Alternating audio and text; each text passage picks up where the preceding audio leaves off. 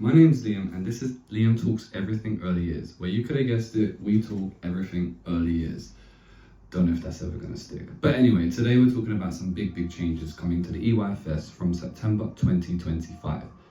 There are a few, nothing really educationally, it's all safeguarding and all for a very good reason. Stick around and I'll tell you what they are. So these changes are focused on safeguarding and welfare. They're not focused on the educational aspect of things. And that's because of the safeguarding systems that are not working right now. So these are changing the way we protect children and improve accountability across the entire sector now. So it's because of a lot of incidents that have been taking place where safeguarding has been falling through the cracks and it's not acceptable in any way. So these changes are now going to be statutory from the 1st of September 2025.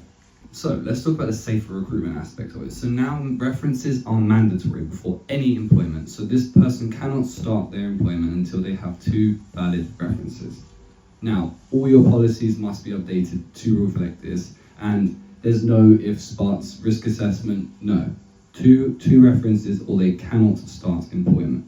Now, no member of staff should now be allowed to start work without the full checks complete. So this is a full safer recruitment checks that have to be done before anybody can start work. It's also highlighting a focus on absence monitoring and tracking. So now providers must be able to provide clear absence policies and they have to be shared with the parents. Not only that, you have to be encouraged to hold at least 2 emergency contacts per child now. So you as a setting need to try to make sure that all your children have 2 emergency contacts. And you must follow up on unexplained absences properly. So most settings do this frequently, but you need to have a policy in place that if a child is off for a long period of time, unexplained absences, you need to be following through on that and making the referrals when required.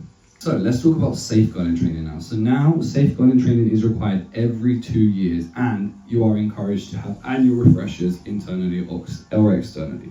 Providers also must now document how they are going to deliver this policy in their setting and with evidence. So you need to provide actual evidence of what the safeguarding training is, and there's going to be an annex in the EYFS framework which outlines the minimum training requirements for it to be a valid safeguarding certificate. So let's talk a little bit about first aid and students and long-term placements, apprentices, young people that are going to be working with children and you want to include them in ratios. So this has now changed. They are now requiring students, apprentices and volunteers aged 16, 17 plus, they have to have a pediatric first aid certificate if you want to include them in your ratios. So if they're just there to support, that's fine, but if you want to include them in your ratios, they must have a valid pediatric first aid certificate. So from September, if you have students in there that don't, they are not included in your ratio. Apprentices, the same situation. So the EYFS is also releasing a safer eating guidance, which is going to mean you need procedures for allergies, choking prevention, introduction of solid foods, and you'll need to be able to train your staff and review your mealtime routines. And they're also going a little bit about force feeding and how that is considered child abuse.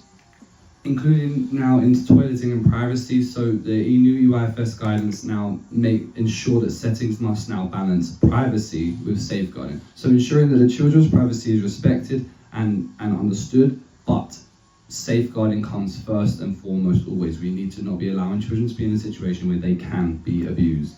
And one of the biggest parts of the new EYFS framework changes are whistleblowing procedures. Now, we know that from the lack of whistleblowing, children fall through the cracks, abuse goes unnoticed, and these things happen like what happened in Twickenham. So these new whistleblowing terminology means every setting has to have a whistleblowing policy. I believe they already had to, but this is now required and enforced. Staff are now required to know what to report, how to report it, and what happens next.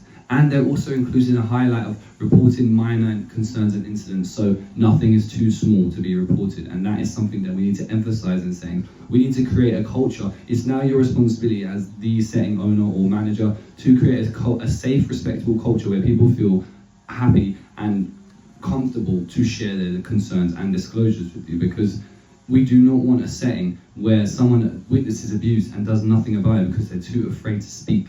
So, what does this update mean for you exactly? You need to think about it like this. Review and update all your staff training schedules, safeguarding and recruitment policies, first aid certificates for students. Your next step should be right, how can I implement this in my setting so when it comes to September, we're ready to go and we have everything in place. So if you have students on long-term apprenticeships, get in touch with a first aid provider, get it done, get them booked in.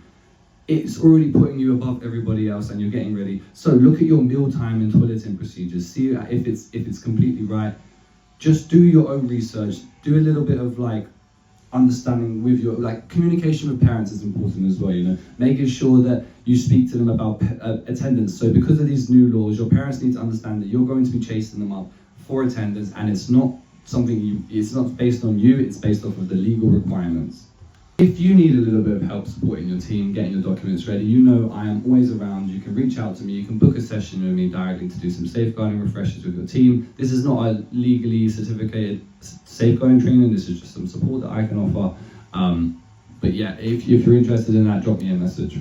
Just make sure you're not caught off guard with these changes. Keep yourself informed, stay up to date with relevant companies that produce information all the time for us, like NDNA, nurseries, Day Nurseries Association. There's so many different places. I'll make a list of them for you guys.